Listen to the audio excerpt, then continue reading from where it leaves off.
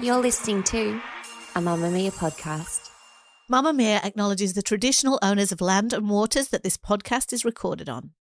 Hello, Outlouders. I'm in your ears today to bring you a very special episode of No Filter, because this week I sat down with Jackie O and her best friend Gemma to talk about Jackie's addiction. It was about how she became addicted to pills and alcohol, what that addiction looked like from the inside, and also what it looked like from the outside, what everybody else was thinking, because nobody knew, literally nobody knew. And I wanted to invite her best friend, Gemma O'Neill, to sit down with us as well, because the first phone call Jack made when she hit rock bottom, and the first person that she told was Gemma. And I wanted to understand how Gemma got her through it, how that friendship saved her life, and what we can all learn if we're struggling with addiction or if someone we love is struggling with addiction. I know that a lot of Outlouders have addiction in their lives somewhere. It's something that we have to grapple with.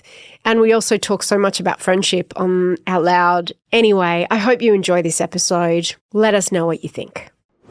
You have to be quite calculated. You know, you might go out to dinner and then you're like, okay, how many pills do I need? Where do I hide them? If someone says, oh, can I borrow your lipstick? And they open your bag, you immediately panic thinking, shit, are they going to see these pills in there?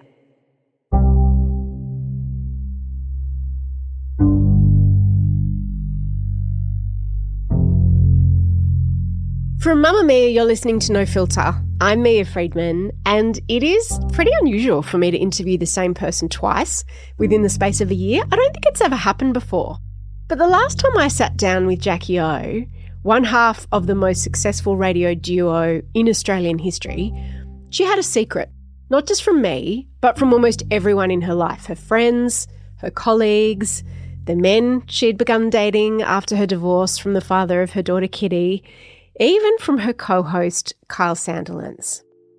Nobody knew that Jackie O was addicted to pills and alcohol and had been for years.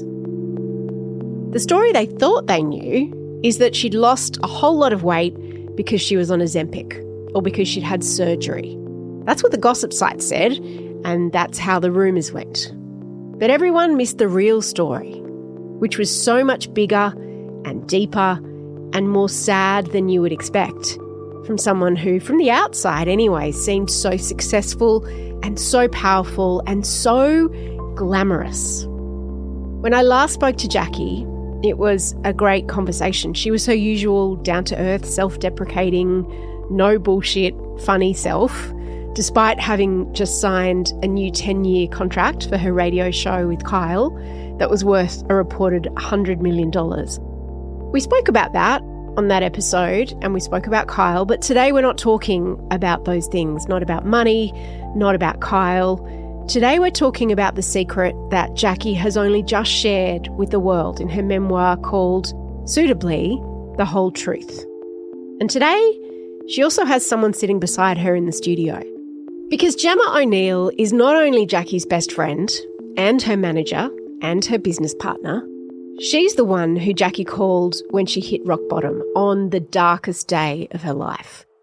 And to understand the story of Jackie's addiction and recovery from the inside, I knew that I wanted to hear Gemma's point of view as well. So let's jump in. I should start at the beginning, but I want to start in the middle. And I want to get my timing right. There was a weekend in, I think, 2022, where there was a series of phone calls that changed your life, Jack, and then your life, Gemma. The first phone call came to you, Jack, on a Sunday morning from someone telling you that your life had changed in a big way. Can you tell me about where you were when that phone call arrived? Like physically, how were you feeling? What were you doing? I think it was just a normal Sunday morning. Which was what for you at that time? So Gemma had been around the night before with another friend of ours, Kim. And so we'd been drinking and having, you know, a great girls' night. And I think I would have finished up around 2 a.m. And then I think around the time that I have no idea what time I got up the next day, actually. And it was just probably me, you know, eating, drinking, watching TV. And then I got a phone call from the person who was supplying me with the painkillers, the only person who has ever done that. I've never been able to access them before like that. And that person called me to say that they couldn't do it anymore because they had been busted. I took the call outside, and I just remember thinking, oh my God, this is it. This is the moment I feared. What am I going to do? You know, all these thoughts run through your head of like, oh shit, now what? Like, you know, how am I going to get out of this? How am I going to taper off this kind of amount that I'm taking of medication? How long had you been taking it for? Well, I would say it was the beginning of COVID was when it got really bad. So it originally started about 15 years prior when I had been prescribed a really strong painkiller, Endone, which people know in Australia is like OxyContin in the It's the States. strongest painkiller I think that you can get over no, you can't get it over counter. It's usually you get prescribed it after an operation or you had it for endometriosis. Yeah, so I had it for the endometriosis. They'd given me other painkillers that weren't very effective. And it was really severe pain at the time. And yeah, it's very difficult to get Endone, rightly so, in this country.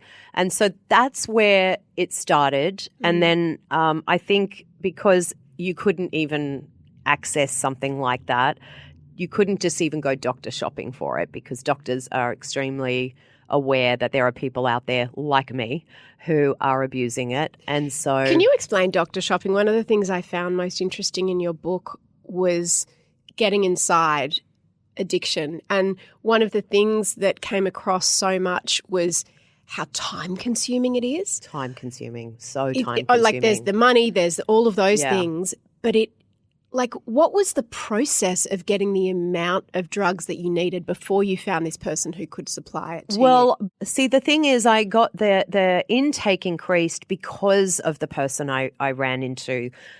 And because I had access to it freely, it then increased tenfold very quickly. So originally when I was prescribed the Endone, I really wasn't taking it it was just one extra here and there when I was dealing with. But not to treat pain, to just take the edge off. Obviously it was originally to treat the pain, and then it became like, oh, I'm having a really shit day. I might take one of those because they give me a really nice feeling. And so doctor shopping for something like that is really awful. I can't even begin to tell you. The whole thing feels just dirty, and you know you're lying, you know you're doing something wrong, and you're not stopping yourself from doing it. So, and you're famous. How do you doctor shop when you're Jackie O and you're that recognisable in waiting rooms, by doctors, by receptionists? Yeah, well, you go far and wide. That's the thing. You try not to go to a doctor's surgery in the same suburb, because who knows if those people know each other and will say, oh, Jackie O came into the doctor's surgery today, and the other one goes, yeah, me too. You know, alarm bells would go off. So it's incredibly devious behaviour, and what did you have to say to the doctors? I would tell the truth, but you know, it was as though I'd also said that story to the other doctor, so I was getting twice the amount I needed. So it wasn't that I was lying about the pain. I was telling them about the endometriosis. And yeah, a lot of the time, every now and again, a doctor would go, I don't feel comfortable prescribing this. And did you feel so ashamed when that happened? I really did, yeah. That was the worst part, is the shame that comes with it. How do you end that conversation? It's like, oh, okay. Yeah. You just you just go, okay, and they go, I'll prescribe you this instead.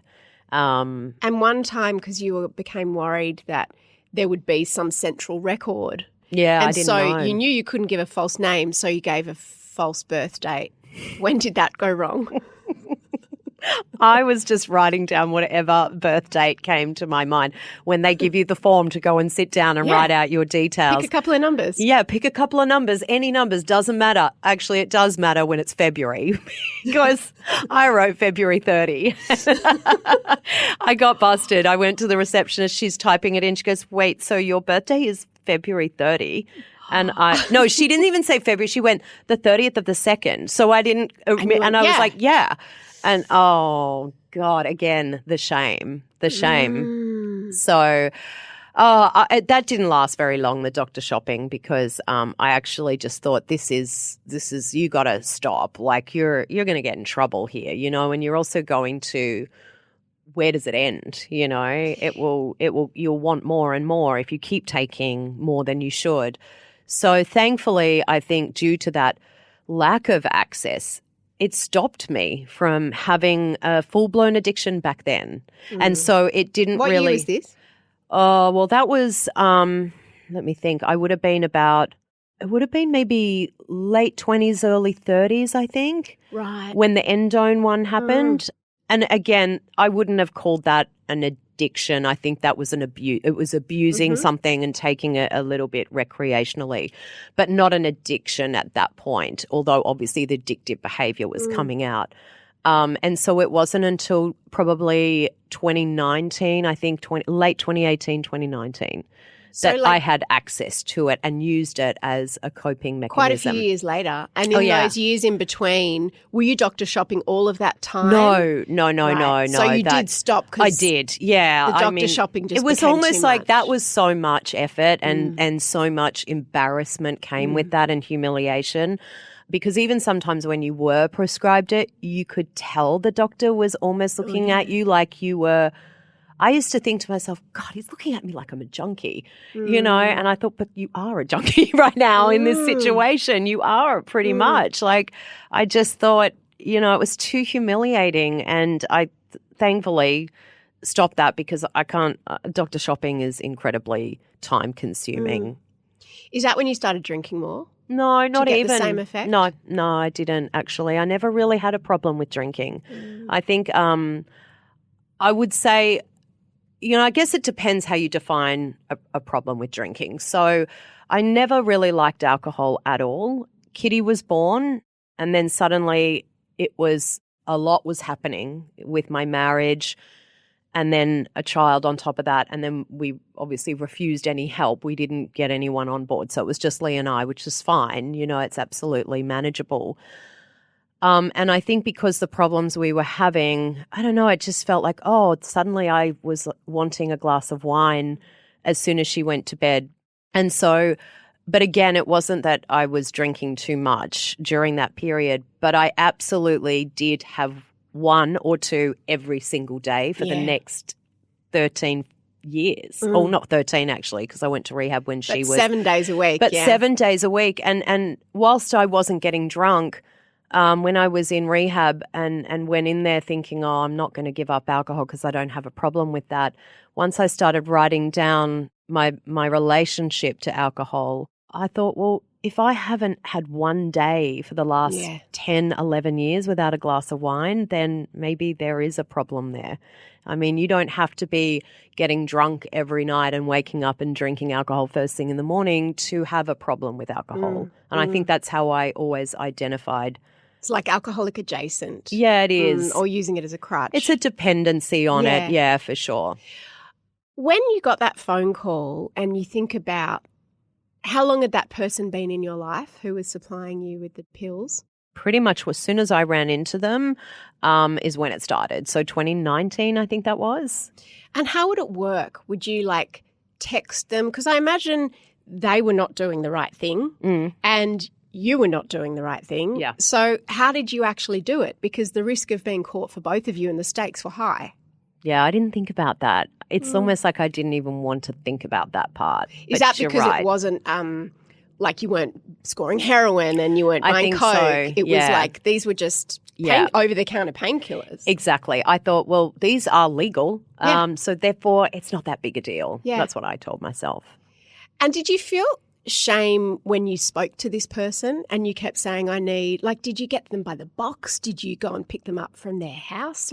No, I would meet them, and it was actually, so I would meet them. I don't want to give away who this person is, but it's not like this kind of dodgy drug deal in the middle. I'm not, sitting in their car and exchanging. It wasn't quite like that.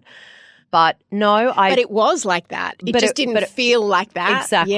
Yeah. It wasn't like necessarily drug dealer type. It was a different situation. Yeah, it was I a understand. different situation. When you think about that person, how do you feel about them?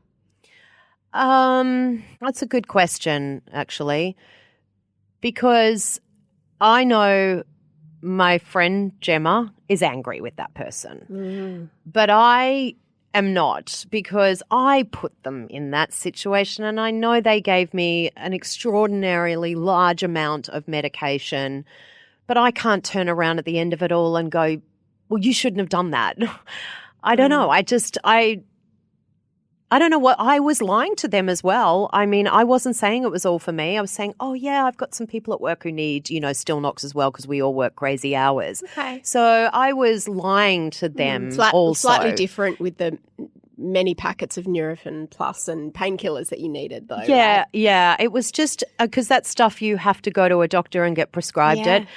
And, that used to be an over-the-counter situation, and they could access it, and they were like, yeah, okay, no worries, I don't know. Do you have contact with them anymore? No. Ever since that day, I think it was, that was it, was done. The next phone call you made after that one was to who? Gemma, my best friend. What did you say to her? And why her? Well, I thought I needed someone who I knew could, A, help me, and B, wouldn't judge me and was close to me that I could trust. And Gemma knew everything about me except that. She was the one I would always talk to about any problem I had in life, and vice versa. Interestingly, in the book you talk about your assistant who's been with you for 10 years, Brett, who sounds amazing. Yeah. And she knows everything about you, yes, including this. Yes. She's the one person, or the other person besides the person who was supplying you with it, who did know. And she would sometimes leave notes around the house. I know. Because she would see all the empty blister packs, and she would witness you, day and night. And she'd watched you deteriorate along with other people. Why didn't you call her first?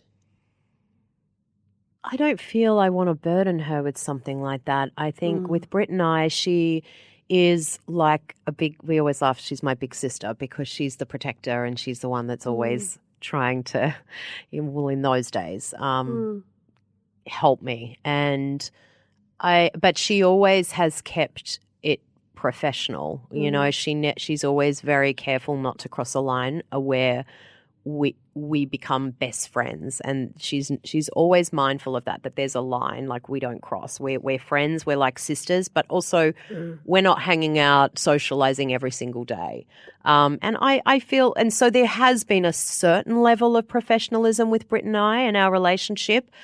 That must have been a big deal for her to write those letters. Oh, absolutely. How did you feel when you saw them? Because that was the first time you'd had a mirror held up to you. Yeah. Oh, I think when you're in the middle of an addiction and someone does that to you, you don't sit there and go, oh my God, I feel so ashamed. I feel so this. Oh, I really should get help. I can't believe you just immediately, don't think about that. Let's not think about that. It's just, you just don't want it. Denial. Big denial. Yeah. After this short break, we hear from Gemma, who was on the other end of that phone call, and we find out what she did next. So you called Gemma because she's the closest person to you, and also she knows how to get shit done and sort shit out. Yeah. Which brings me to you, Gem, and that weekend for you. The night before, when you'd been over at Jack's house. Yeah. What did you notice about her, and what had you noticed over what period of time leading up to that? I probably didn't notice much the night before. And in fact, we were saying this the other day. It was quite funny because I left earlier that night, which in hindsight, thank God I did, because I needed my wits about me the next day, it turned out. But I think I left at like 9 or 10 that night before. And to be honest with you, there was nothing different that night as opposed to any other night that we would hang out or day we'd hang out. But the consistent thing that I saw was that there was a niggling feeling that something wasn't right. And I think that's why I got so upset when I found out, because I was angry at myself that I hadn't figured it out. But there was always an excuse that I thought, like, you know, whether it was Jack seemed really tired. Well, obviously it turns out she was taking 14 still noxes a day, so of course she's going to be tired. But in my head, I'd see her be really sleepy and tired, and I'd think, well, she does breakfast hours and she's exhausted, and, you know. Plausible deniability there. Yeah, and so there was always kind of a reason, or I'd noticed that we'd go out for dinner and maybe we'd only had 1 or 2 glasses of wine, and I'm obviously still fine, and Jack would seem like she was drunk, and I'd think again, well, she doesn't get a lot of sleep. So there was always this kind of, I had this justification in a way in my head, and I was at her all the time. Like, I was saying, something's not right and I think we should take you to the doctor. Well, during that time, I think about 6 weeks, maybe even 8 weeks prior, I genuinely had gotten sick, had COVID. Then I think it was like a lung or chest infection. Yeah. I just don't know what it was, but it was constant coughing, being lethargic. And so I was sick for this very long period of time, which I know was for you. Yeah, I was you getting should really be getting concerned. better. Yeah, because nothing was changing. I thought something's not right here. But yeah, I guess I noticed small things, but it never, ever occurred to me, Mia, that it would be what it was. But also, I was with Jack all the time, and she was very, very good at hiding it. Like, there was no signs at Addicts all. are crafty, aren't they? 100%, yeah. How hard is that? Well, how calculated do you have to be? You have to be quite calculated. You have to, you might go out to dinner and then you're like, okay, how many pills do I need? Where do I hide them? If someone says, oh, can I borrow your lipstick? And they open your bag, you immediately panic thinking, shit, are they going to see these pills in there? So you have to hide them in the little back pocket and then put tissues on top of it in case someone goes to that back pocket and goes, oh, I've lost my button. Can I put it in your back pocket? Then you have to take the pills and you have to go to the bathroom and, figure out, is somebody in here? Are they going to look at me at the basin with the water?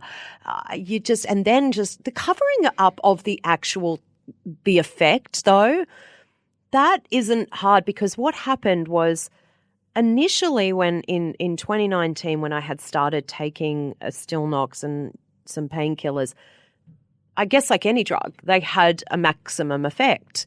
And then the tolerance that gets built up happens very, very quickly. And so you're taking more and more. But actually, if I'm really honest, I would say the last year of my addiction, I felt nothing. And I kept saying to myself, but why are you continuing to take it then? Like, if you're not feeling anything anymore and it's not giving you anything, why are you taking it? And I think I just kept living in hope that it would give me some sort of high. And the other thing was that I just didn't know how to really come off it, because I knew on the days I didn't have Kitty, I was taking that usual amount. The days I had Kitty, when I would take like half a pill here and there, it was just trying desperately to level me out. And that feeling was so awful that I just didn't want to experience that either. I don't know. I just keep going back to this denial of like, I don't even know what was going on with me there.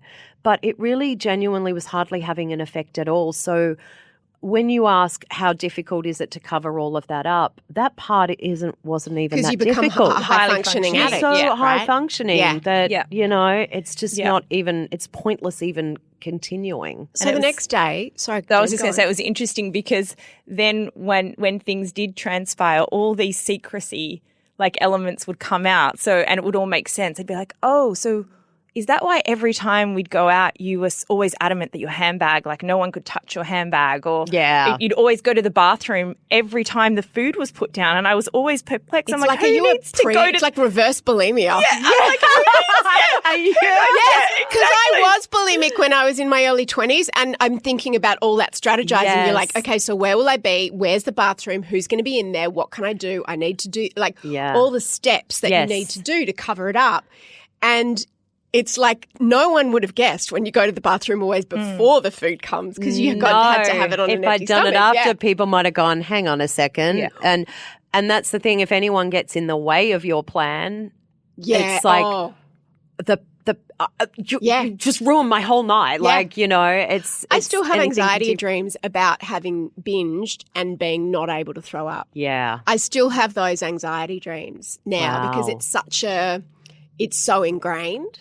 I didn't know you had bulimia. Yeah. I'm sorry, I had and no idea. it's like it's like an addiction, Yeah. isn't Yes, it? it and is. it's having to learn and having to Reprogram. learn what it's about, because Where it's it comes not from. about the food or the alcohol or the pills or whatever. It's about why you're using it. Yeah. What's Yeah. interesting to me is reading your book and the conversations is that no one had any idea. No. Like it was the last thing. And I'm interested in what that says about you and what everyone thinks about you.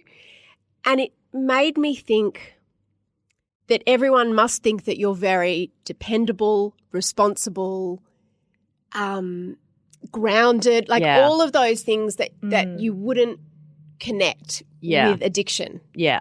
I think the main reason is that because I don't do any kind of party drugs and really never have, and I think I'm probably one of the only people, and I'm not even just talking about the No, entertainment in your industry. yeah. I'm talking just in Sydney's eastern suburbs Yep. for a start. Yep. I reckon I'm one of the very rare people who have never feel that even way tried too. Coke. Yeah. Yeah. Oh, I have tried it, but I feel that way too. Like Yeah. you can swim in that circle and it's like you realize you're the only one left at the table Yes. when everybody else Yes. has gone to the bathroom. Yeah. And you're like, really? Really, Are everyone's we all gone doing there. Like, I really? know. And so I think everyone always put me in that basket of, oh, she just doesn't do drugs at all. Like, Okay. and so I think that was, if anyone even had a minuscule thought of that, they'd be like, oh, no, she would Doesn't never add be up. doing that Yeah. because she doesn't do this. Is also part of it that people don't think of prescription medication as being addictive or something that people get addicted to. Like, I think I know that I was so confused about Yeah. it when I heard Matthew Perry had gotten addicted to painkillers. I remember that. I remember thinking, who gets addicted to painkillers? But I just thought yeah, they I were was all confused Panadols. by that too. Yeah. I remember thinking, why? How? You know, it was so baffling Because also to hearing me. that you take sleeping pills, it's like what everyone always asks you is, how do you get up in the morning so early and you must be so tired? It's like, why would you be taking sleeping pills?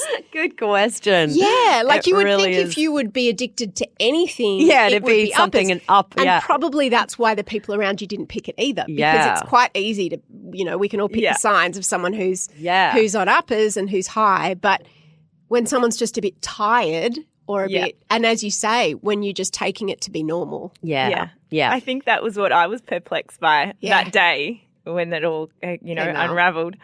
Was I remember sitting and going, sleeping pills? Yeah. It's an What odd did one. you think? Well, can I just say, when I went into rehab, I was the only person that was addicted to sleep. Everyone went, because it's Ambien over there, and they're like, Ambien? Like, why? Because most people get addicted to stimulants. Yeah, Yeah. they do. It was like, I mean, when I told them in rehab that it was what I was taking, so they call it Tylenol 3 over there. And obviously people are in there mostly for meth, fentanyl, alcohol. They're like the three big ones.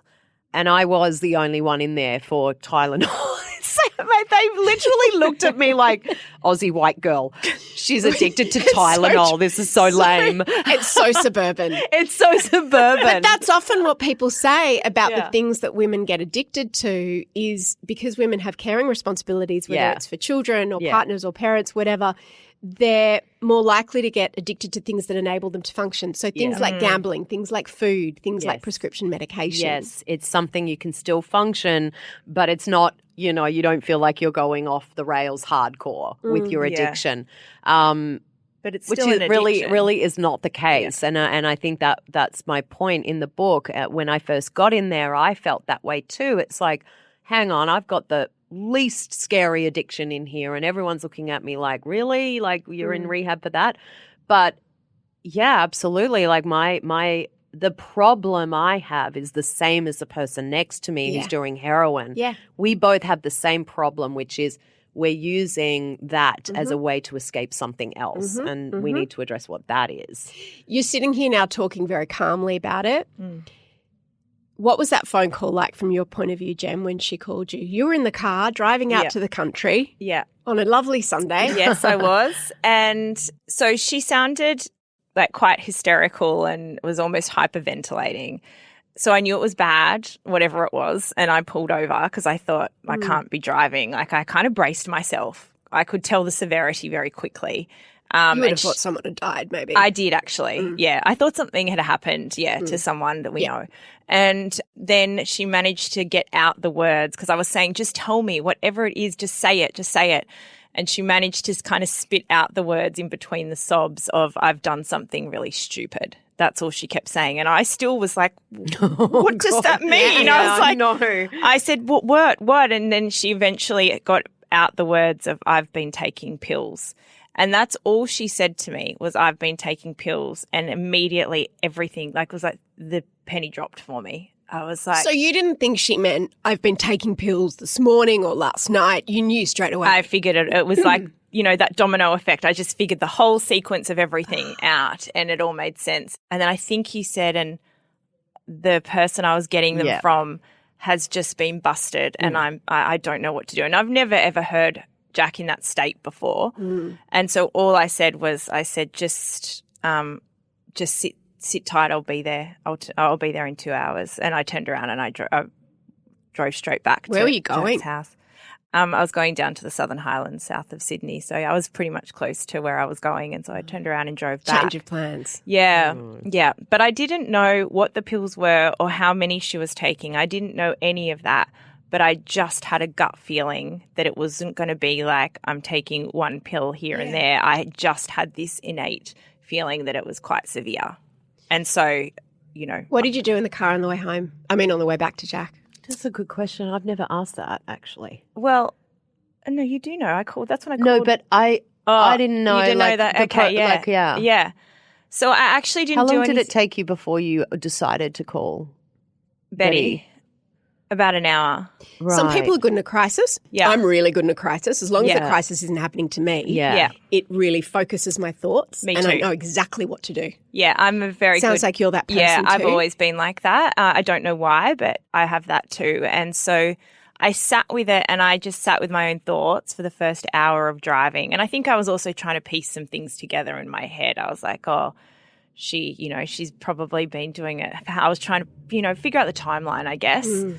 And then I started to think, okay, let's prepare for all situations here because that's my nature.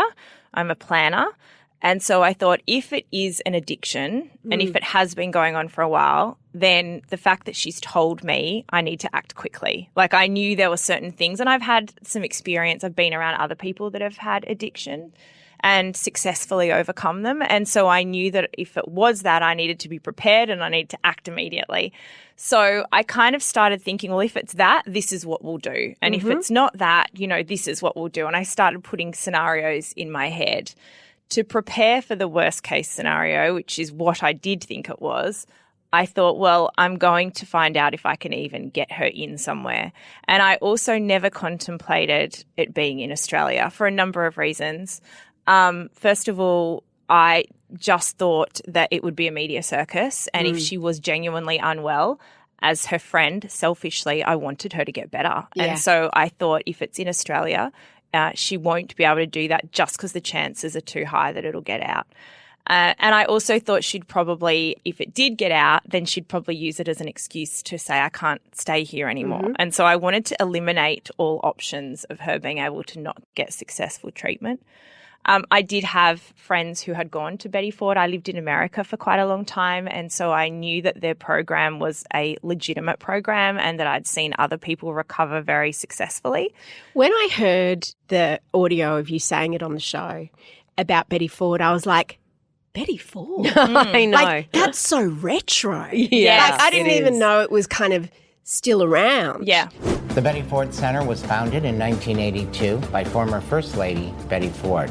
After admissions, you'll be escorted to the Medical and Detoxification Unit. In the medical unit, you'll be evaluated by our team of physicians, and it will be determined when it's appropriate to move you over to one of the residential halls. Our medical staff is here 24/7 to make you as comfortable as possible. Yeah. Like, surely there are more modern ones, more fancy ones, more upgraded Yeah, ones. there are. And why did you choose that?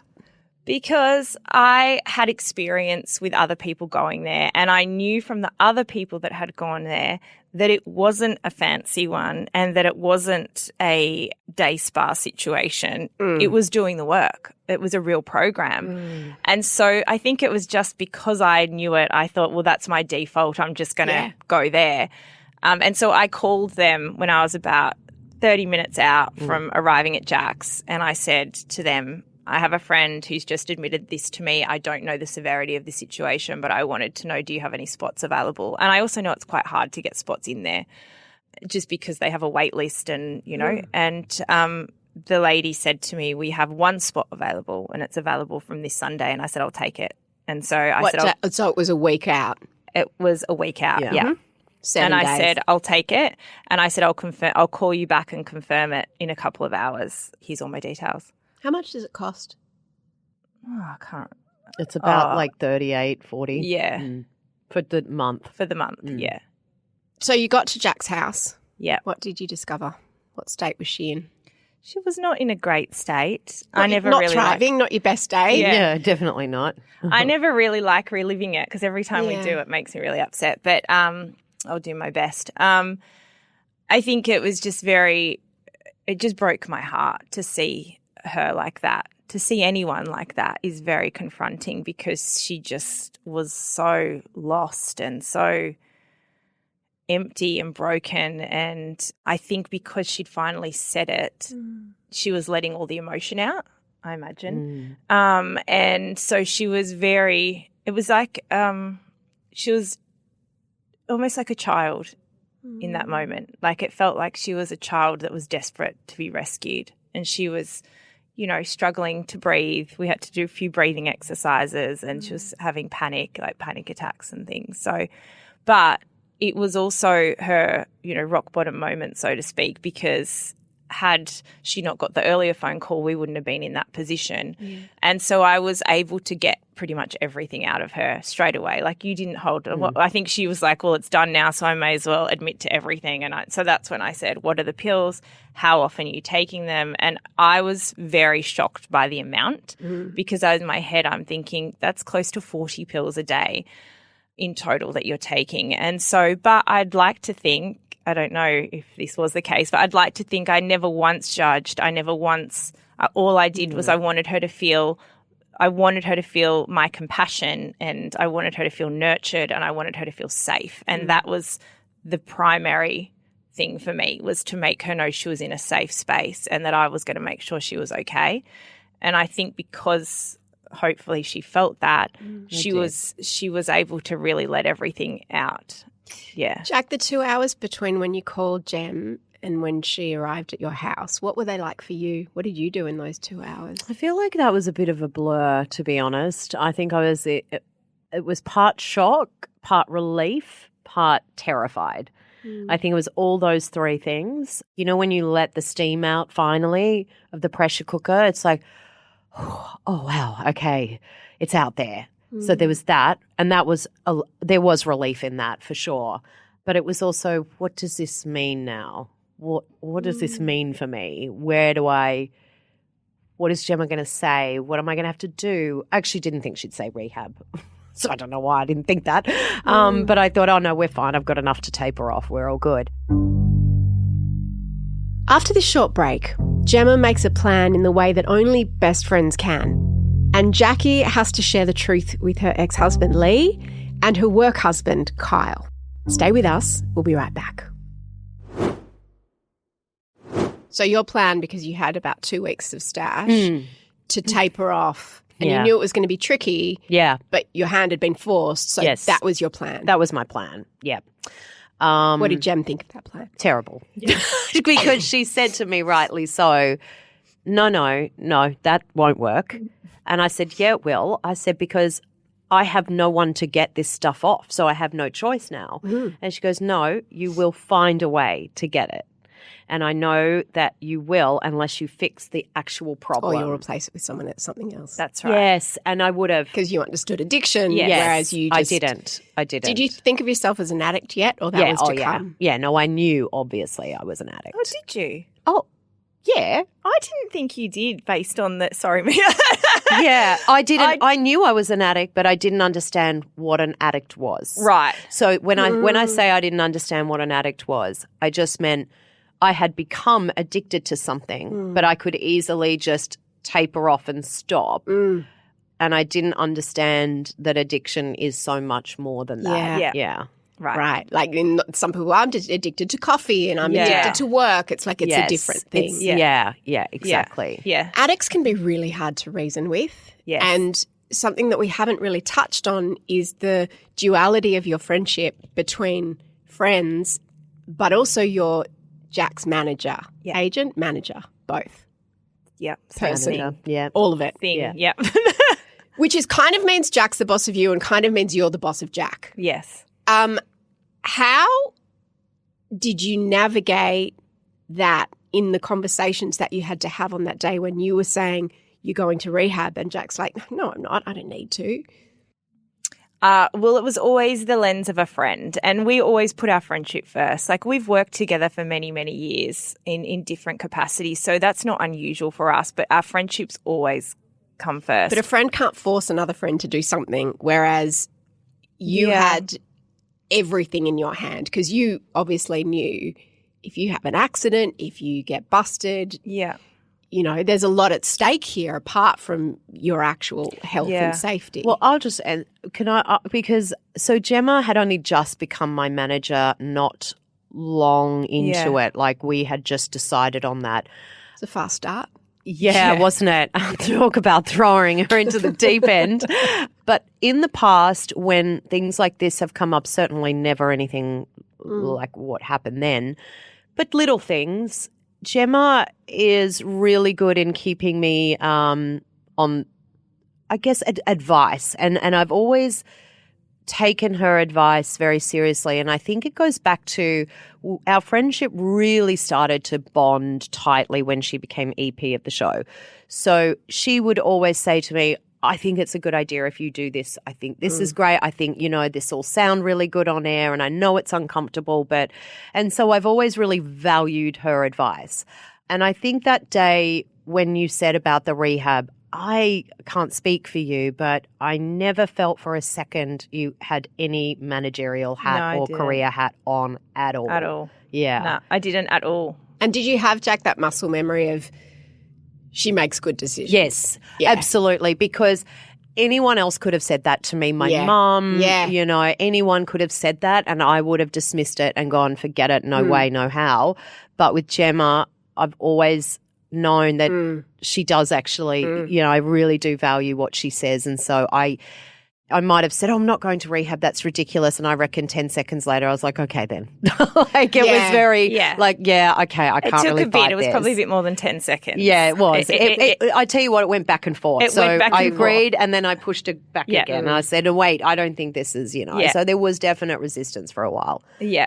But There overall, was. she has a. One yeah. of the things that surprised me and I found so interesting, I mean, everything in this book I found so interesting, but the part about where they say at rehab between booking and arriving, you have to keep taking exactly the same amount of whatever it is you're addicted to until you get there.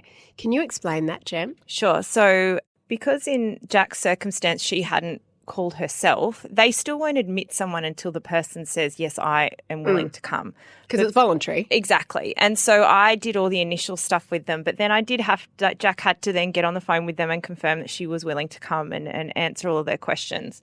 And then they spoke to me again and they really expressed to me that what can commonly occur is with people who know they're going into rehab, they can either try and really massively overdose. Have a because blowout. They think, well, this is my last time to go hard. And that can be extremely dangerous and is also when there's often fatalities. I was reading about someone recently who died on their way to rehab and I didn't realise it was a celebrity. I didn't realise why that was. I was like, surely by the time you've decided to go to rehab. Yeah. Yeah. But yeah, your book helped me understand that. And that hadn't occurred to me either, Mia. So when they said it, I was like, oh, okay. They said, so that's a real concern to be aware of. And also they'll try and pretend that they're tapering off. And that they can do it. And then they'll go, see, I don't need to go now. I've actually now taken like less. And both options are actually very dangerous. So they said it's really important that she takes the same amount. And so I had to monitor that for that week, which was really strange. I'm sure you needed to be very closely supervised and not left alone that week. Yeah, I stayed with her the whole week, yeah.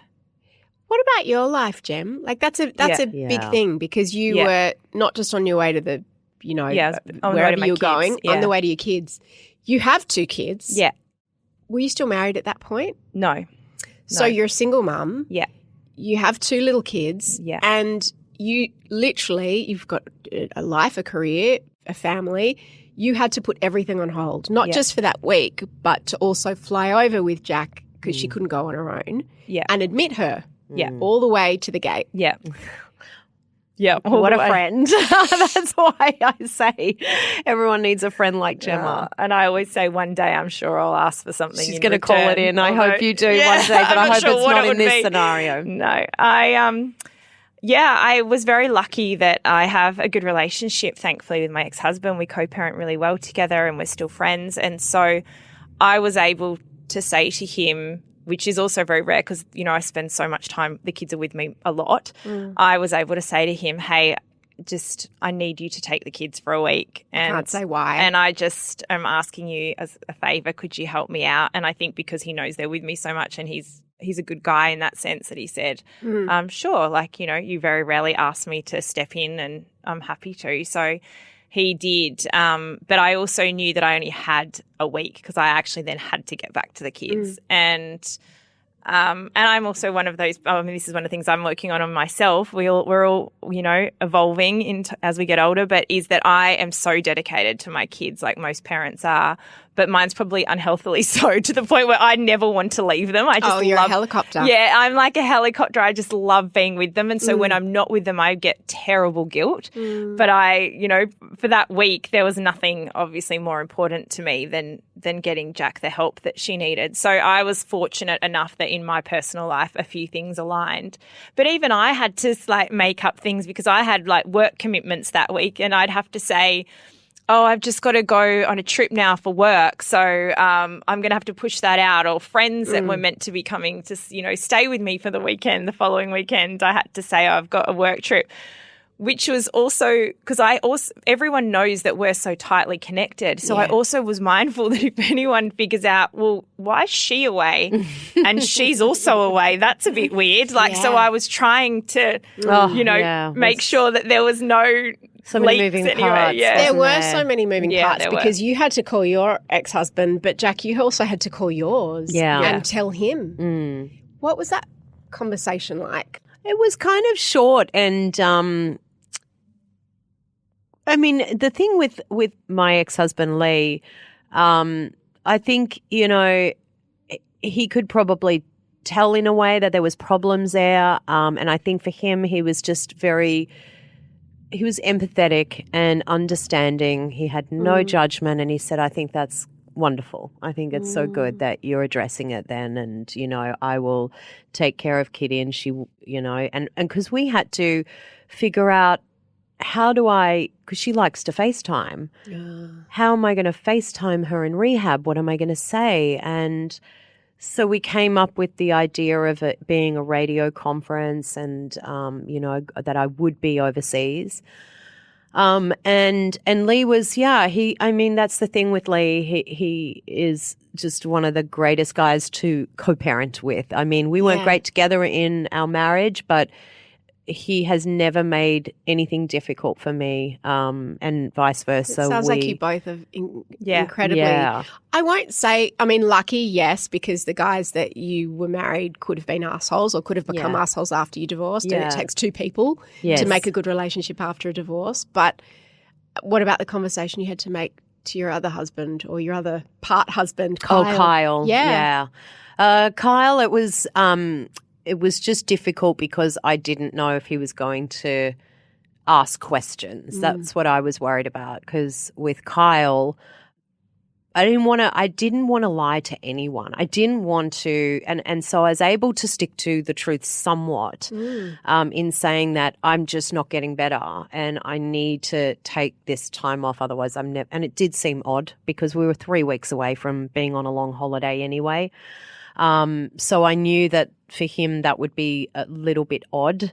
Like, why can't she just hang in there for 3 weeks? She always hangs in there, you know. And but you said I have my COVID, my lung infection. Yeah, I'm not getting. I just better. need it. And I said to him, I'm struggling. Like I did tell him that, and he was like, yeah, okay, it's gonna be shit, but I get it, and you do what you got to do. Men don't ask that many questions. No, they don't do that. They just take everything at face value. In another part of your book, when you start dating, not a lot of questions. Yeah, no, they do take things at face value. They really do. Yeah, and we should take them at face value a lot of the time. It's true. Maybe we ask too many questions. Yeah. Before we get to the logistics, and I'm not going to talk about the rehab itself because you go into that so beautifully and interestingly in the book, I want you to explain what addiction looked like, because from the way we've been talking, I was taking too many pills and then I was a bit tired and then blah, blah, and I had to hide it. But talk about the physical effects and what it did to your life. So there's very different stages of it. So in the beginning, when I had just separated and was new to it and using it as a coping mechanism, it was affecting me quite visibly, I think, and because my behavior was strange in that early stage. Now, I was just going through a separation from not only my husband, but also 50% of the time with my child. And so friends would come over, but they would also see that I was drinking like a goblet of wine. So they just put it down to that. Going through a divorce, turning to a bit more alcohol than she should, but we've seen that play out many times. So it doesn't warrant an intervention by any means. But in those stages, I would, particularly the still knocks would just have a great effect. So you would take one. I would kind of wait until later in the day for that because, who wakes up and takes the still knocks? That didn't happen till later. And then once I had that still knocks with the alcohol I'd already been drinking during the day, then you have this sort of blackout. And I don't mean blackout as in you're on the bed collapsed and you sleep for, hours on end. You're functioning normally, but you can't remember anything you did the night before. And I remember waking up one morning and I got this message from this guy who I haven't even said this in the book. I got a message from a guy and he said, that sounds good. He said, but, you should be careful who you say something like that to. And I was like, oh my God, what did I say to this guy? What did I say? And I scrolled back up to have a look. And I think I'd said to him something like, hey, because we'd been on a date or something. And I said to him, hey, do you want to be friends with benefits? I mean, fuck, I'm mortified at the thought of even asking a guy that. This guy was, I barely knew him. He was on TV and everyone knew this guy. And I thought, I've just asked this guy to be friends with benefits and I would never have done that sober. Yeah. And so I would see these things the next day. I'd almost wake up in fear of what did I do? And I would scroll through my phone for evidence. I'd go, who did I text? What did I say? Because you become like this, it's almost like you want to chat and you've got all this kind of, the idea seems so good in your head at the time. But then when you're sober and you wake up the next day, you go, what on earth was I thinking? So it was very destructive, out of character behavior and scary to think that you are doing things that you don't remember. And then it got to a point where I'd have to write Post-it notes to remind myself of what I was doing. Conversations I'd had. And then just in terms of the feeling, there wasn't actually even that great a feeling with it. It was more just the way I would liken it was just like it was numbing pain. What about the ulcer? The ulcer was I had this ulcer where it was because of Nurofen Plus. And so I had no idea that ibuprofen would cause that kind of damage. And it was in like such vast quantities on an empty stomach with alcohol. Absolutely. Yeah. They even say, I think when you normally take it, even on an empty stomach can be dangerous and you can get ulcers. So taking too much of ibuprofen, I wasn't even looking at the ibuprofen. I was just looking at the codeine. I wasn't even thinking about that. And little did I know that had a severe side effect. So the consequences of all of that were so bleeding great. ulcer, didn't you? Yeah, I did. And it was really, really big. You talk about how you retreated from the world. You didn't want to go out. You didn't want to see your friends. The only time you'd see your friends is if they came to you. Yeah. It was also COVID, so you just became more and more, cloistered away. But then even when restrictions lifted, you didn't want to leave your self-imposed prison. No, I was almost like, oh, damn, the restrictions are lifted. That means like, oh, shit. I have to face the world. Yeah, everyone's getting out and socializing again, and I didn't want to. Like, because COVID, just all the ingredients were there. It was the perfect recipe for a lot of people, huh? For a lot of people, yeah. You could hide things much more easily. Yeah, you really could. And working from home just, gave a lot of us an excuse to escape and not have any real you didn't have half of your responsibilities were gone sometimes, you didn't have to drive. And so therefore we could drink more. And so, it was just like this kind of perfect storm, the moment in time that just all added to the convenience of making that situation worse and enabling it, And so it was when the restrictions were lifted and people started socializing again, that was hard because I was still isolating myself away. And I was very well aware that I was just not living life at all, but thinking it was better than what everyone else was doing. That was something that was so interesting. In your book you described, I'd look at everybody else and I'd feel pity for them. It's like, I'm just having a much better time at home alone with my pills. Yeah. And then how after rehab it flipped, and when you're like, you just appreciated everything so much. Yeah. Gemma, I want to ask about the logistics of getting someone as famous and as visible.